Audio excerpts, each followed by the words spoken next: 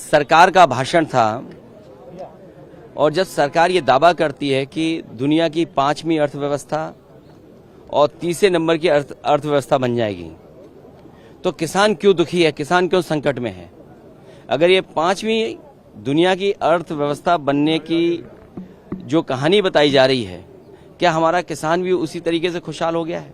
और फिर अगर 5वें नंबर की हमारी अर्थव्यवस्था है तो इतने बड़े पैमाने पर नौजवान बेरोजगार क्यों हैं, नौकरी क्यों नहीं उनके हाथ में? और फिर अग्निवीर जैसी व्यवस्था आधी अधूरी क्यों लागू करनी पड़ रही है? महंगाई क्यों है इतनी?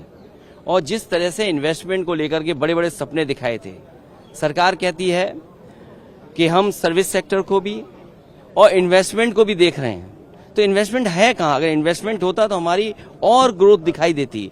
कुछ लोगों की ग्रोथ से देश की ग्रोथ नहीं हो सकती है, कुछ लोगों की ग्रोथ से तो हमारा नंबर अच्छा हो सकता है, हम 5वें नंबर की व्यवस्था बन सकते हैं। लेकिन हमारे देश का किसान, गरीब और जो अभी तक 10 साल में सबसे ज्यादा उत्पीड़ित हुआ है, उसके लिए क्या है सरकार का? और बाकी बातें हम लोग सदन में कहेंगे।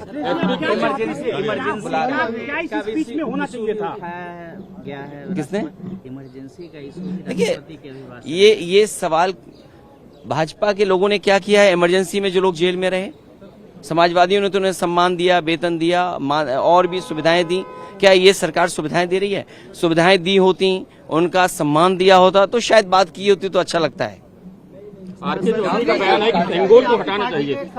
देखिए, मैं कह चुका हूं कि उन्हें ये लगा होगा कि प्रधानमंत्री जी जब शपथ लेने गए थे तो प्रणाम नहीं किया था, हो सकता है इसी वजह से उनकी भावना इस तरह की आई हो कि हटे। और कॉन्स्टिट्यूशन अच्छा, कॉन्स्टिट्यूशन हम ही अगर ये बात पूछें कि सरकार को कॉन्स्टिट्यूशन के लिए लगाने के लिए क्या दिक्कत है?